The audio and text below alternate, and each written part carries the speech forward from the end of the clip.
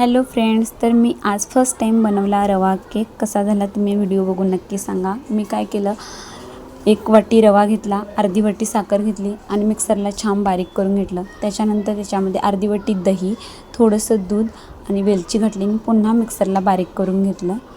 बारीक केलेलं बॅटर 10 मिनटासाठी चांगल्या पद्धतीने फिरवून 10 मिनटासाठी असंच रेस्ट करायला ठेवलं.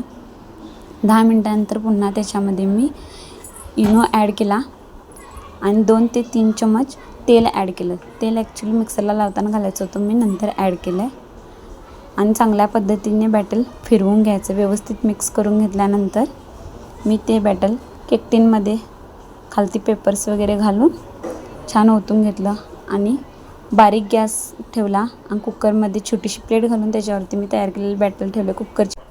कुकरची शिट्टी आणि लबर काढून घेतलेला होता. अर्ध्या तासानंतर माझा केक खूप छान रेडी झाला होता, मस्त झाला होता, चविष्ट झाला होता. काहीही एक्स्ट्रा वापरलेलं नव्हतं, घरगुती पद्धतीने खूप छान झाला होता. तुम्हीही ट्राय करा आणि कसा झाला नक्की सांगा.